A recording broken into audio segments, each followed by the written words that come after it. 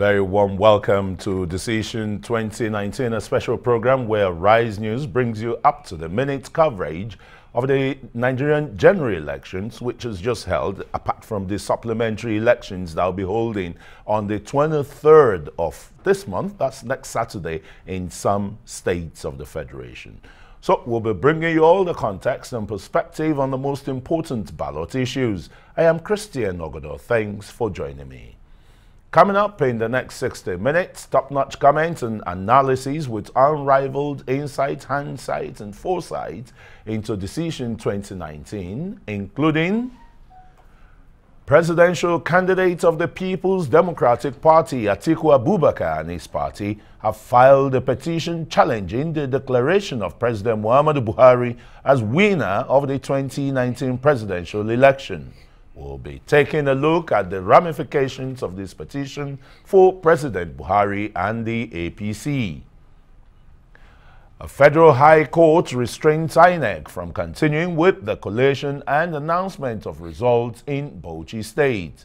But what are the implications of this development in the state, and will this order affect future supplementary elections, like I said, that are scheduled for Saturday in some 5 other states?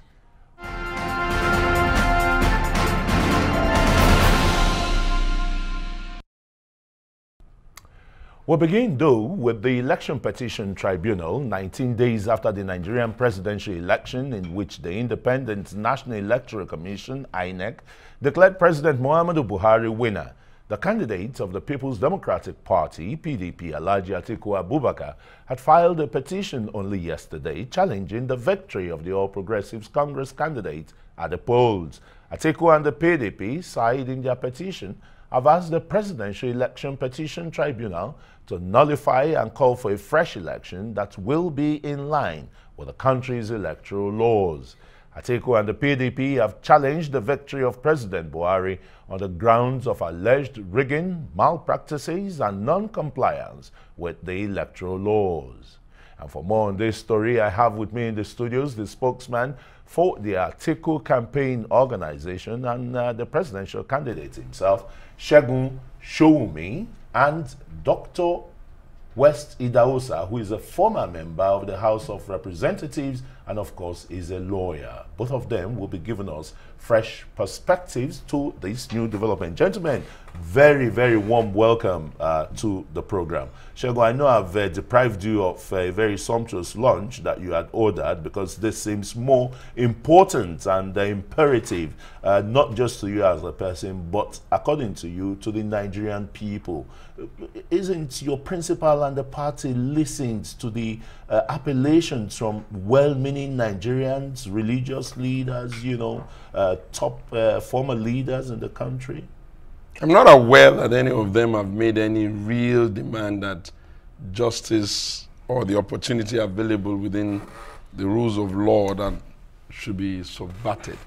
I'm not aware that any one of them has said that whatever it is that has taken place should not be looked into.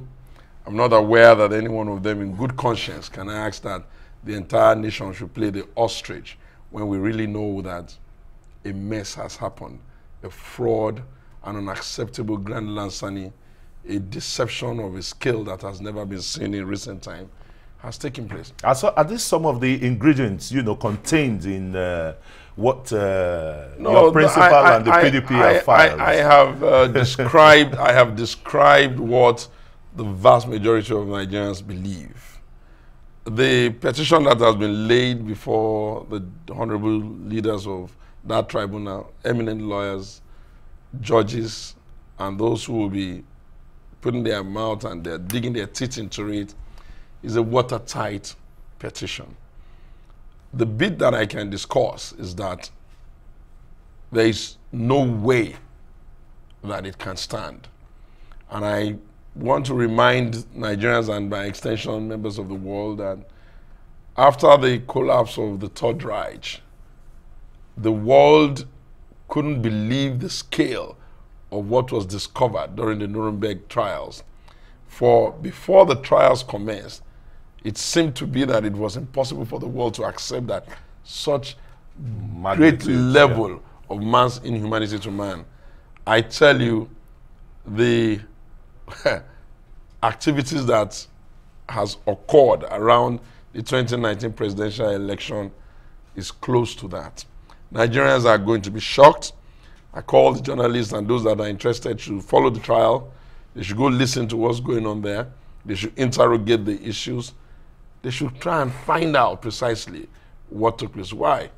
For we cannot be a nation of people who will sign up to a set of rules as the grand norm for elections and then observe that it hasn't been followed and would not want to know precisely what happened. Not even because of the number of people that have lost their life and the brigandage that is clear for us to see and the huge investment that went into providing INEC with the wherewithal to be able to carry out a reasonably predictable process of organizing an election.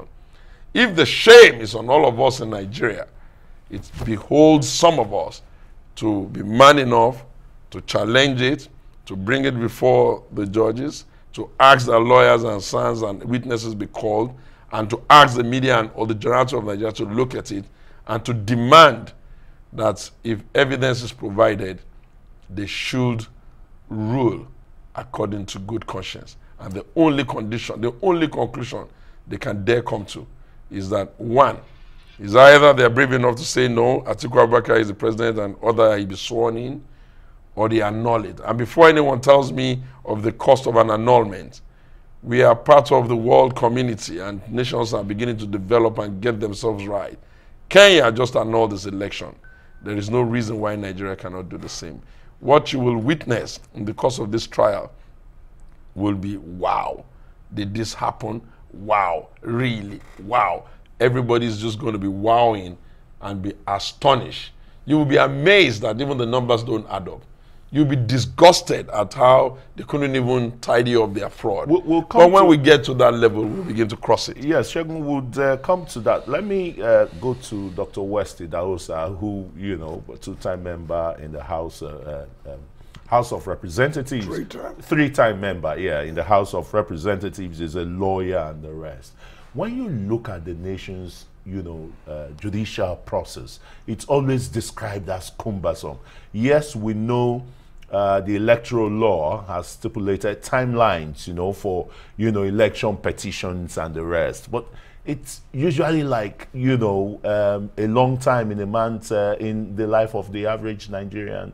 Is it, you know, usually wise like this to seek this kind of redress when it's like every Nigerian has moved on? So, well, the point is that election is sui generis. It's a special kind of event. It's key to every country's democracy.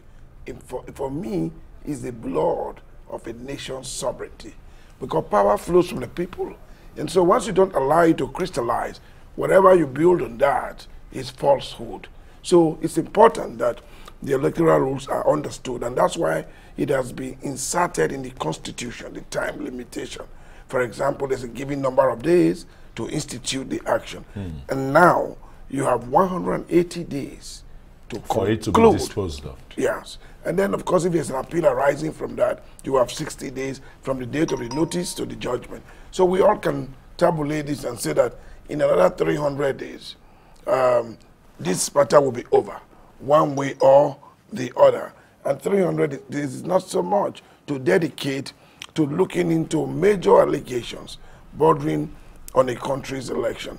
Not just because it's an election, but it's an election by a country regarded as the largest black population in the world, key to the development and hope and aspiration of the black man around the world. Nigeria is the focal point for Africa. So if things go wrong here, of course it means that there's going to be a ray of sadness around the world. So I understand the interest of the international community, the interest of the local people themselves, and more importantly, the fact that both sides have assembled a crack team of legal practitioners to try and get this through. We, the people, will follow and await what we consider will be the ultimate justice for the people. Yeah.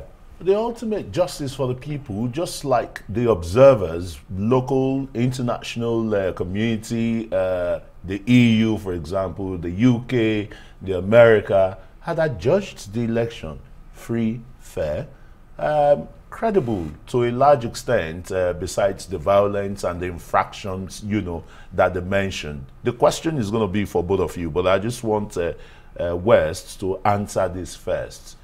So, what are we challenging here? No, I don't think the challenge will be about the perception of the credibility of the reports. Those are the people who observe the election. No, of the observers. Yeah. The election itself has a life pattern. Yeah. And don't forget that it's an election where votes count. It's an election where procedures are key. And it's an election where there are certain prescriptions from which no derogation is allowed. I mean, you cannot, for example, say that in a unit where results have been counted, results declared in accordance with the Electoral Act, that unit is cancelled. If you do that, you are fighting against the law. And of course, it is for the tribunal to set that straight. You cannot also, for example, say that in a unit where there has been no accreditation whatsoever, that you arbitrarily allocate numbers of accredited voters on your own without any parameters, and then allow scores to freely fall on each other. I think these are the technicalities and the verification that the courts will be looking at in the next couple of weeks and months to come. Okay, Segun, I can see a very wry smile on your face. No doubt you're not the PDP and its flag bearer, and hinging, you know, their petition to upturning the results of the 23rd or so presidential elections, rather not on technicalities, but on real infractions. What are some of these infractions that, you know, you've put in your petition, and your witnesses again? Well, you see, first of all, on the international observers, yeah, when operators and leaders of the ruling party, the APC, especially the present governor of Kaduna State, makes an utterance and threatens them with violence and maybe probably taking them out of the country in body bags, they could be cowed. But if you have followed the narrative continuously, you would have seen that now that they've gotten back to their country and they've escaped from the body bag, they have become a bit bolder and they have begun to give a real representation of what has happened in the country, and all of them have adjudged it to be a farce. Now, in terms of what did we see? Let me just give you a little peep into it. We found that there were situations where the total number of accredited votes there was probably about 300, and people just wrote 300. In a unit. In a unit, for instance, maybe about 300 total, and they would just write 3,000 or 23,000, something as mad as that. We found that they couldn't even Because no unit ordinarily it's has more than 500, more than 500 or at most 700 yes, thereabouts. yes, you found out that they couldn't even add, after concocting the mumbo jumble of their figures, they didn't even add them well. Even including the academics, the professors, no, the vice-chancellors. I'm coming to the national malaise that has been falling us and is before our eyes. They couldn't add the numbers right. You found out that in some situations, they said this was the total number of available votes, and then they came up with another number that seemed to suggest that about 1.something million was lost. In some situation, you found out that they said this is the total accredited vote. They will appropriate a number to side A, appropriate a number to side B. You will add up the both numbers, and it was way above what they considered to be the total available in an election where there were other parties apart from PDP and APC. Look, they disgraced themselves and disgraced us, because you know, the subset of a whole or the neighborhood of a point is at its way difficult to extract itself from that point. Whatever it is that INEC and those that are manipulating them, which I say is the APC, is doing now, they're just making us a laughing stock, everybody. And if you say, why are people not angry, and why are people not taking up arms, and why are people not burning this and doing that, it's because of the quality of the leaders that you have in the PDP, especially His Excellency Atiku Abubakar. Remember that Muhammad Buhari is a serial contestant himself. But every time he lost his own election, rather than say we'll go to the rule of law, he'll probably be saying, let baboons go to the blood, let people, those kinds of comments. You haven't had one of it now. Why? Because we understand that the whole essence of being in this game is to serve Nigeria and to give Nigeria the kind of leadership that we believe, and we believe absolutely is in the best interest of the country, to do so many other things that this government obviously is failing on. And we also take into consignance that, look, if we're not in a democracy, then it didn't matter whether people came to vote or didn't come to vote. Once you are in a democracy, you must get the legitimacy to lord over people by your vote. Now, in terms of our witnesses, it was a lot of restraint to reduce it to 400. If we were to call all that was available, it's more than 5,000. Almost every agent has a piece of paper in his hand that did not match with them. Remember that INEC, the courts gave us permission. And these were signed? Signed. By all other party agents? All. Remember that INEC gave us permission to go and do an inspection and subpoenaed INEC to give us the document. They can't even produce the real sheets that they have. Up to now? Up to now. They're just struggling to, you know what they're doing? They are doing what you can call wuru-wuru to the answer. They are cooking the books from behind. Why? Because they are reconfiguring the figures. They are manipulating. They are trying to find a way to get out of the mess they put themselves in. And for us, it's for the conscience of the entire society to look. If we chose not to go to court, for instance, how will we really know what happened? How will we prevent reoccurrence? How will we be sure whether an illegitimate government is about to be formed before us on the most populous black nation of the earth? How would we know whether they don't even have a right to sit in place? And if they must usurp authority, at least historians and members of the society today must be brave enough to say, we saw what happened, you didn't do it right, you are a crook in government, and a crook you will be for all of time in history. That's why people go to court. Sometimes it seems like everybody gets the impression that when you go to court, the courts will not give you justice. Look, there have been a few times that Atiku Abubakar particularly had gone to court that other people are benefiting from his resolute nature. I'll give you two just to save time. In this country, it would have been very easy for people to just get a white paper from a local government committee and remove their rivals from election. If Atiku didn't go to court in 2007. The administrative judgment that in this country, again, vice presidents would have been changed like they changed commissioners of in states. But for Atiku also went to court. So sometimes the expansion of the jurisprudence and the judicial space and also truth is a good enough reason to go to court. And by the grace of God and with what we know and what we've seen, obviously we're not going to have a media trial. We have just laid it before our colleagues, we call the judges. Our lawyers are good.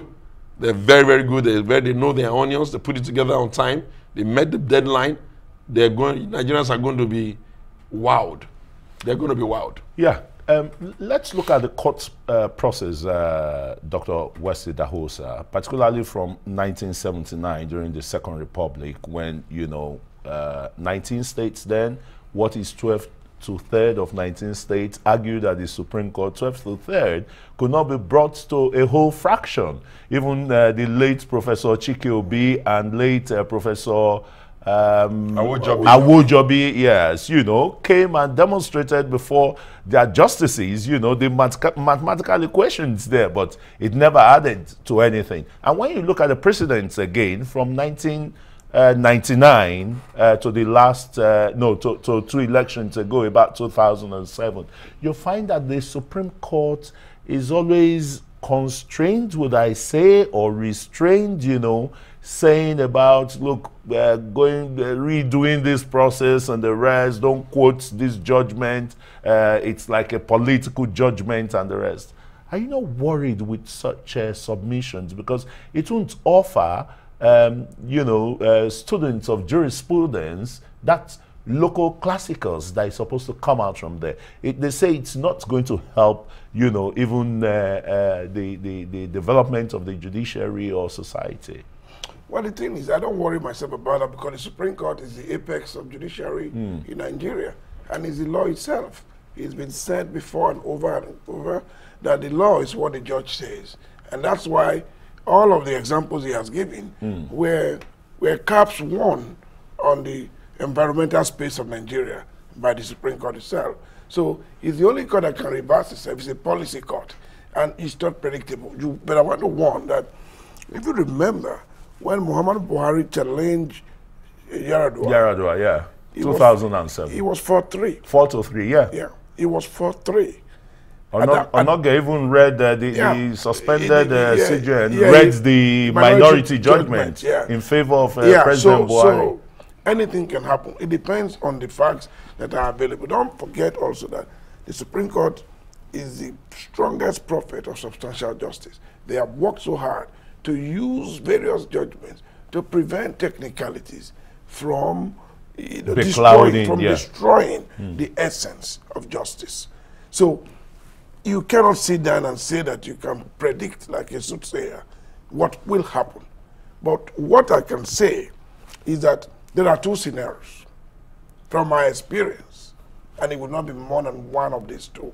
The first scenario would be if the election is found to have been substantially non-compliant with the law in a very widespread area of the country, the indication would be a nullification, because no one can benefit from a process that is fraught with irregularities.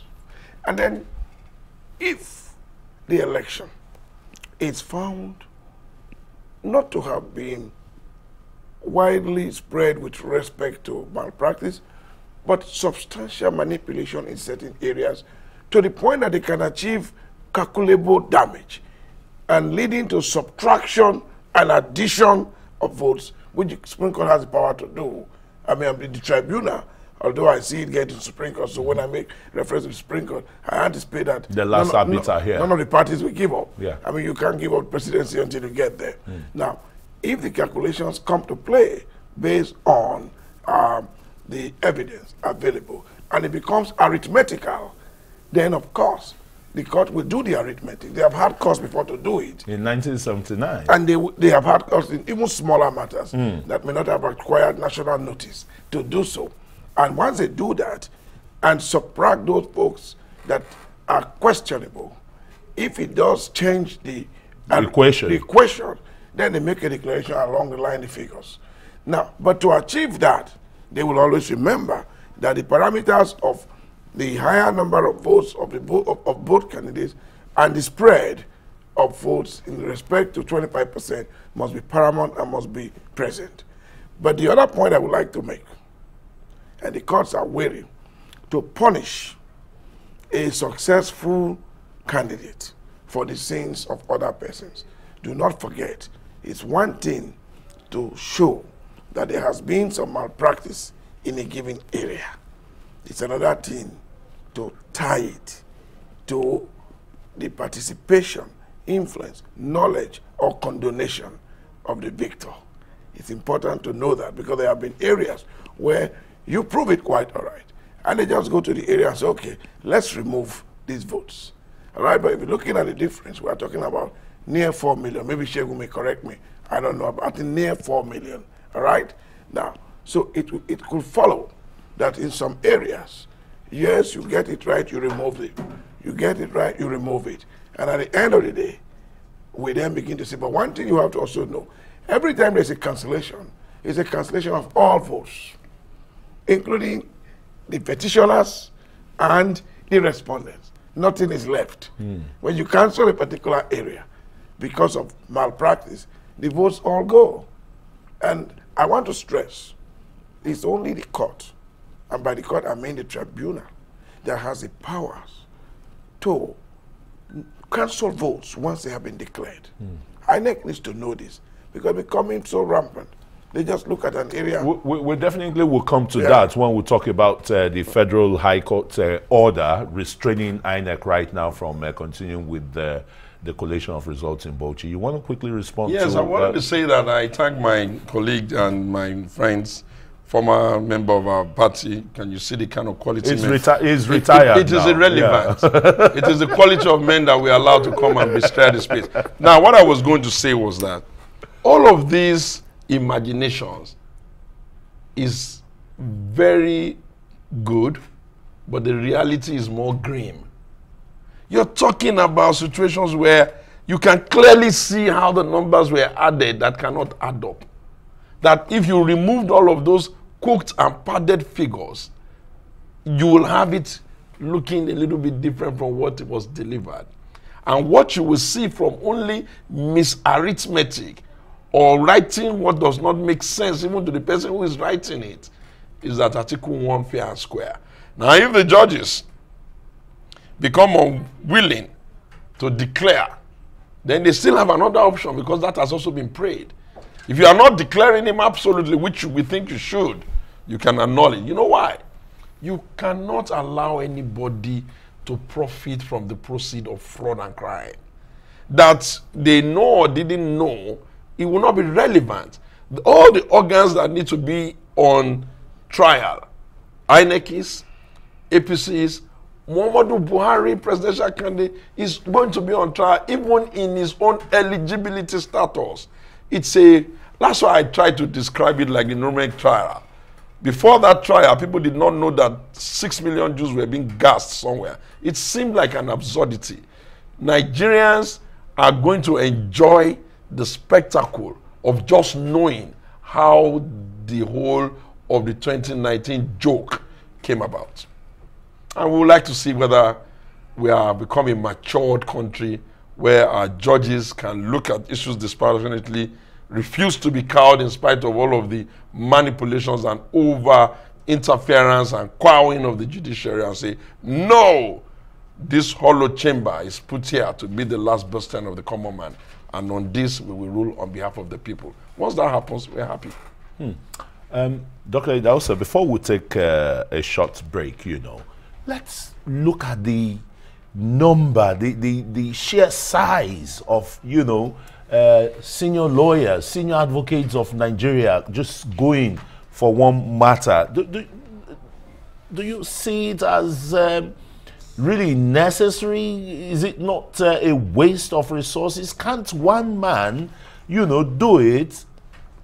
In the UK, for example, you have the advocate and the solicitor and the rest, and the functions are so separate and rest. But here, the PDP is having 50 senior advocates of Nigeria. I'm sure the APC too would be lining up. We know Lani Kpekun is supposed to be leading the APC and the presidential candidate, as their defense counsel. Well, I think the numbers come to teamwork. Even if you do small cases, you will find that you will still require some support from other colleagues. So there are people who have acquired expertise in different areas. Among those team, you will have those who are experts in identifying arithmetical errors. They are lawyers. There are also those in the team who understand technique in putting together the fine points of the law. And they are great writers who write the addresses. And they are great researchers who bring the authorities. And then, of course, there is the advocate, the orator who presents and wins the thing on the floor of the court. They are all together. They are a system. And the functional coordination of the system makes it a compatible system. Fantastic. All right. Sweet smile there. Okay, gentlemen, we'll go on a short break. I see have Segun Showunmi with me, spokesman of Atiku Presidential Campaign Organization, and Dr. West Idahosa, a former member of the Federal House of Representatives, three-time member actually. We'll take a short break now. When we return, we'll be looking at the Federal High Court stopping the collation of results in Bauchi State. You're still watching Decision 2019 with me, Christian Ogodo. We'll take a break.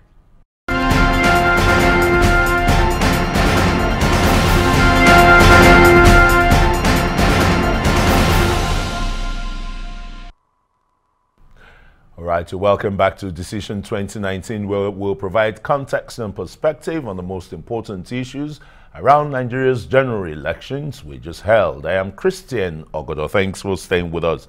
Okay, we'll be crossing live now to Bauchi State, where our political correspondent, Nisi Gabriel, has been standing and been there in the last 24 hours. Hello, Nisi.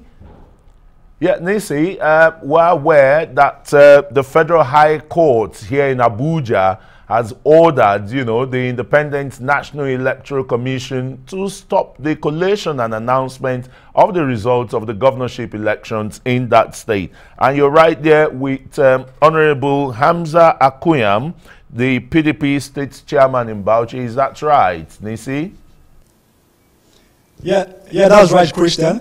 As you must have heard, INEC has already, the Federal High Court in Abuja has already issued an injunction restricting INEC from going ahead with the collation process in Tafa Balewa local government in Bauchi State. And right here in Bauchi, and with the PDP state chairman in Bauchi State, in the person of Honorable Hamza Akuyam, and major stakeholders of the People's Democratic Party, and he's right here with me. Welcome, Honorable. How are you? Good evening. Very well. Yeah. How will you react to the whole situation happening currently in Bauchi State?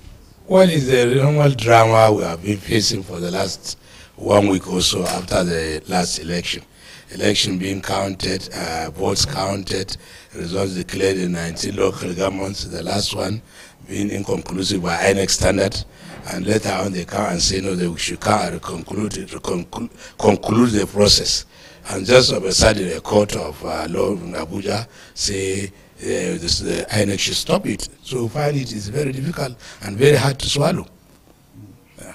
So looking at the decision of INEC now, and looking at the situation in Bauchi State, how, moving forward, what will likely be the next step? The People's Democratic Party, having it at the back of our mind that you guys are the major contenders against the ruling APC. So what will be the next step moving forward? Our next step is still we have to approach the court to give us our votes. We won this election by all standard.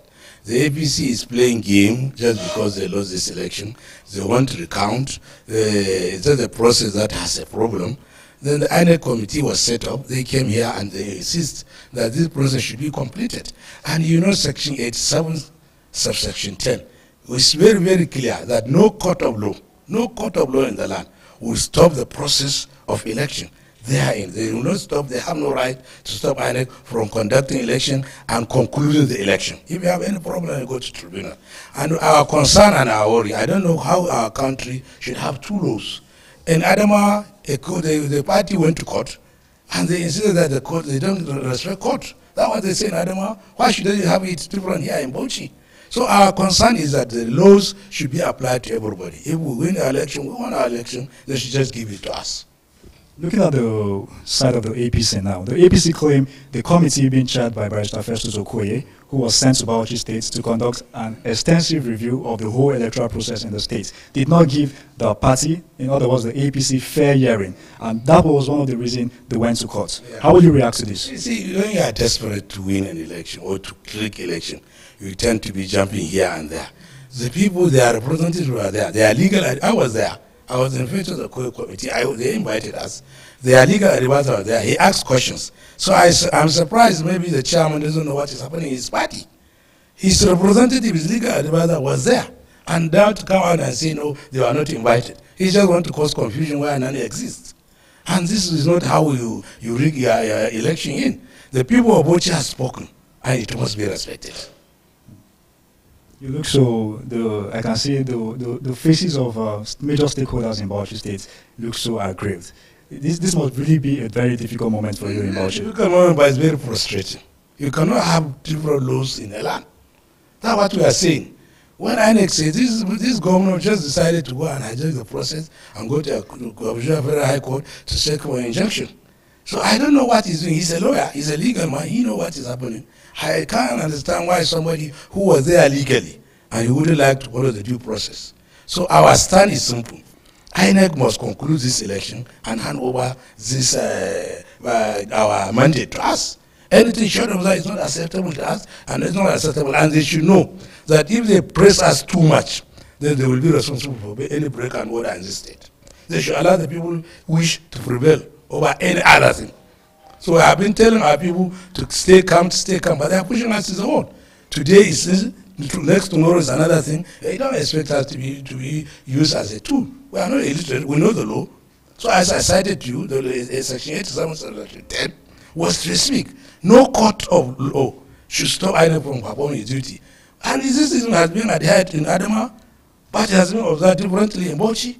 Can we do this? And our people are illiterate. We have been telling people to stay calm and be law-abiding. But there is a limit to all injustice. In other words, are you saying if the mandate is not given to your governorship candidates, you will tell or you urge your team supporters to resort to violence? No, not resorting to violence. There are legal issues. There are legal way of following our mandate. What we are saying is people should not be provoked. And if anything happens, it's the same people that are provoking us. We have been telling people they have been changing the goalposts. Today is here, tomorrow is there, tomorrow. You see, people will become frustrated. And it will be a place where we cannot even control the people. They have voted peacefully. They wanted their result. They are demanding their mandate. And people are saying, no, we'll apply here, we'll apply here. This is not possible. We won this election. 90 local government has been counted. We are in the lead. The remaining local government, we are in the lead.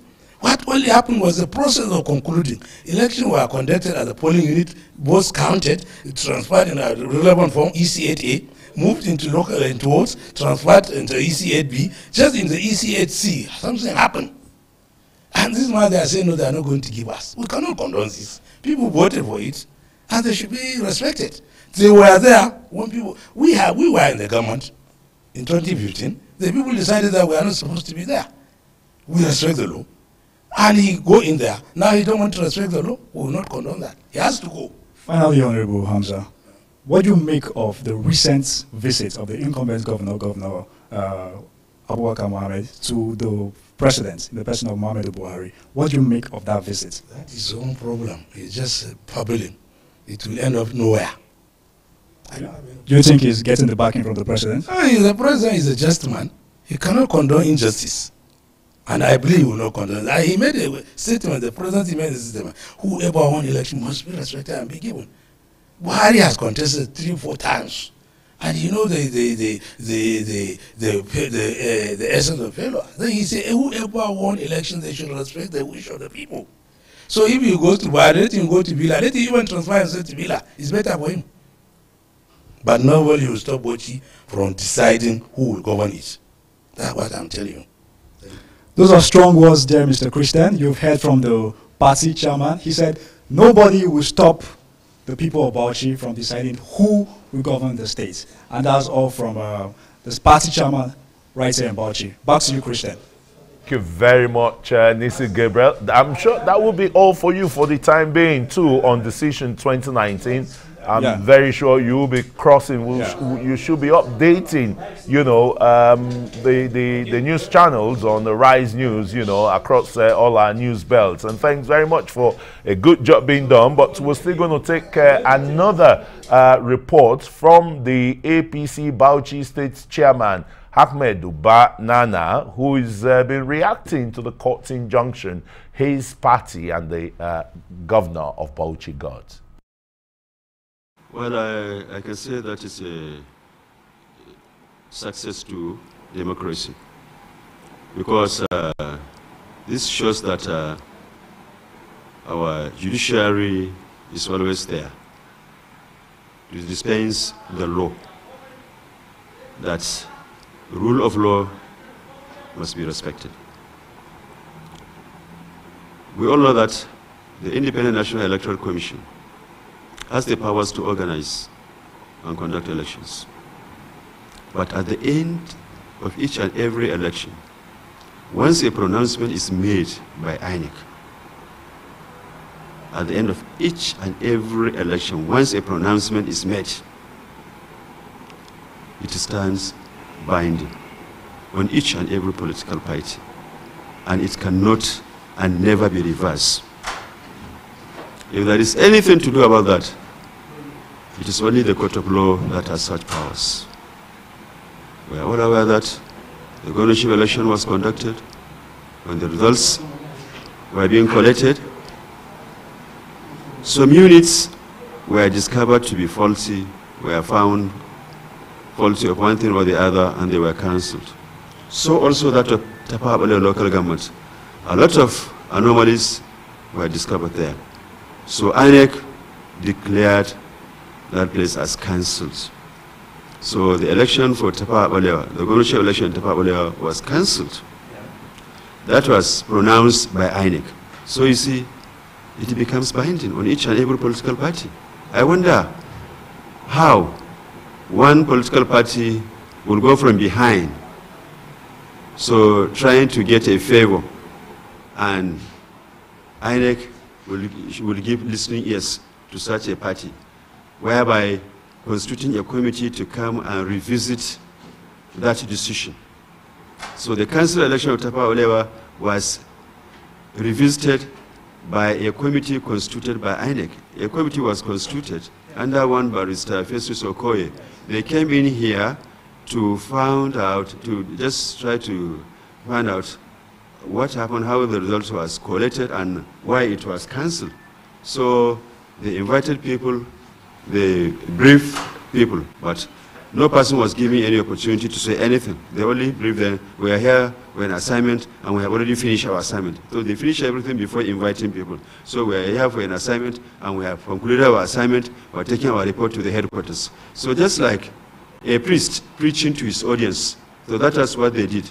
They took their report back to the headquarters, and later on, they fixed a date that, okay, on the 19th, on Tuesday 19th, INEC is coming to resume collation of the governorship election results of Tafawa Balewa local government. You see, I wonder how this legal gymnastics is taking place, because you know that the Independent National Electoral Commission has no any powers to reverse its decision. If there is any legal backing, as a layman, I don't know it, but I need to be educated. I don't know it. So it doesn't have the legal backing to do so. And that is why we went to the court to challenge that. Thank God, we have obtained an order stopping that resumption of collation of the governorship results in Tafawa Balewa local government. So our prayers is INEC should stand on its earlier decision. That is, Tafawa Balewa local government should be considered for the rerun as pronounced by INEC. And that is what we're after. We are not saying that, no, somebody's right should be infringed in our favor, or our right should be infringed in favor of someone. No, but we want things to be done uprightly, but not upside down. So that is why we went to the court, and thank God we have obtained the court order. So that has been suspended.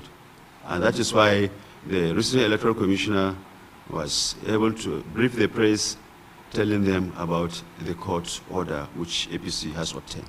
Even the collation officer for Tafawa Balewa local government, the lady presented a report on a wrong result sheet. She entered the result on a wrong sheet without seeking the INEC commissioner's permission, which is completely wrong. Who transferred the results on that result sheet? In the presence of who? We were not represented. So we don't trust anybody that generated that result. What was the origin of that generated result? We don't trust anybody. So nobody represented us. So who is Barrister Festus Okoye? I mentioned it. It's a close associate of the PDP. So that is why we even challenge the constitution, the composition of the committee. So you should know that he is more related to PDP than APC. So we don't trust the committee. There's a very big question mark on the composition of the committee. So even their action is null and void. Talk less of their findings. Their action. You see, even the constitution of the committee is illegal. Talk less of the actions or the findings they have discovered. So we don't consider that as anything. As far as APC as a party is concerned, so we are battle ready. So there is nothing will shake us. So there is nothing shaking in our mind. So with the struggle which we are on. So I'm telling you that we know what has been happening, and even our opponents, they know what is happening. Why are they afraid of going for the run? And why do we insist that we should go for the run, as pronounced by INEC? We know why we are saying so, and they know why they are dodging it. Yeah, that's the APC chairman in Bauchi State, Ahmed Buba Nana, stating its party's own side, why they went to court, why they want the entire process probably for a rerun. Well, the court will be deciding that. But you're still watching Decision 2019 with me, and I still have the gentleman, lawyer and former Federal House of Representative lawmaker, as well as the spokesman of the Atiku Presidential Campaign Organization, Segun Showunmi, and Dr. West Idahosa. Gentlemen, let's look at the, is it propriety I would use now, or the sine qua non of the APC and its governorship candidates going to the Federal High Court seeking that injunction, restraining INEC. The question is, are there two different laws being applied on the Bauchi electoral debacle? And can a court, of law stop INEC from performing its functions, conducting elections? Well, first, you can't question the court from entertaining a suit. It has jurisdiction to determine whether it has jurisdiction. That's what Section 6 of our Constitution says. When people have disputes, they go there. Now, the other question is whether this court, as it is, can deal with this matter. You have to identify the matter itself. Is this matter pre-election? In other words, did it occur before the election? Yeah. Or did it occur after the election? Yeah. Or during the election? It does appear to me that this is a fallout from an election that has taken place. Yeah. And what is now the issue is purely administrative. Whether INEC had right to cancel, suspend collation, this is an administrative decision of the INEC, and it's constitutionally empowered. Don't forget, when the National Assembly tried to order the sequence of election, a court ruled you can't do it because of the powers of INEC. And so if you want to say that this is an independent body, you must allow it its right to administer administrative decisions with respect to the election. So with the greatest respect, it is a difficult journey, but there are judicial miracles. That can happen. They do happen.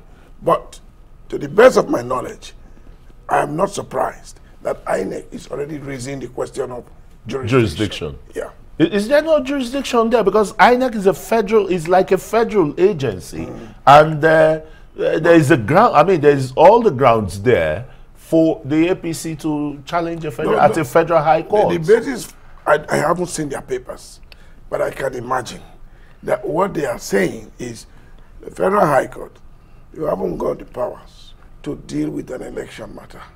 You cannot. Okay. Okay. I asked another question, which you've not, can a court of law, stop? Okay, I think you talked about the administrative destiny of INEC.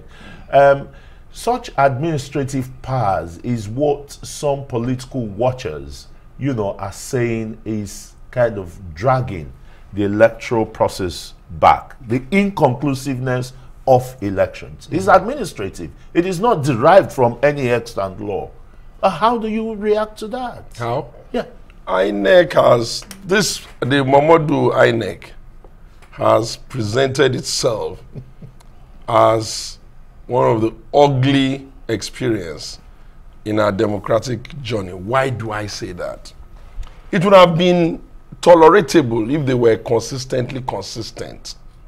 What you find with them is that they are as inconsistent, as unreasonable, as unable to apply the same rules all over. Let me give you one. You want to declare some locations as inconclusive based on the fact that votes that are cancelled or whatever can impact the outcome relative to the gap in the distance by which they are leading themselves. What about the presidential election? You said Buhari has won. You allocated figures to say Buhari won by 4 million votes, whereas you are still looking for about 5 million votes that you say were cancelled. Should that not have been a reason for you to declare inconclusive? Then you go ahead and say you are presenting His Excellency Muhammadu Buhari, the incumbent president, whom I don't believe has won in second term, a certificate of return when you are still saying you still have to do some rerun in some location. Do you get? In one breath, you're saying in Bauchi you want to stop the election, then you say you're going to continue the election with a rerun, then you come back. What do you expect? Nobody is going to allow INEC to continue to wake up in the morning, sleep at night, wake up in the morning. You can't be that inconsistent with a matter that is as serious as this. If you are applying your laws and your rules well, let me give you another one that will shock you. You write in your operational manual that there will be no accreditation without the machine. Smart card. With the smart card reader, yes, the machine. And you have the effrontery to come and tell us that you are getting 1.something million votes in locations in the K states. Even if you are putting one card after the other, do you know how many cards you can check in one day? So you know that they do whatever they like and they think that we will allow it. So you'll be asking how many polling units do they have in that state? Exactly. How many wards do they have? And how many, and what is the reasonable time it takes to go through one? So you just understand that INEC fell flat from the little height it had attained under Jega, and the mathematicians and the academics in the vice chancellors, the academics, the vice professors, the academics and the vice chancellors. You see, have you ever asked why is it that a nation that has so many universities, so many institutions, so many professors and struggling like this? It is because the malady that we wanted to come and correct, which we still hope Atiku will come and correct, has eaten deep into every aspect of human life in Nigeria.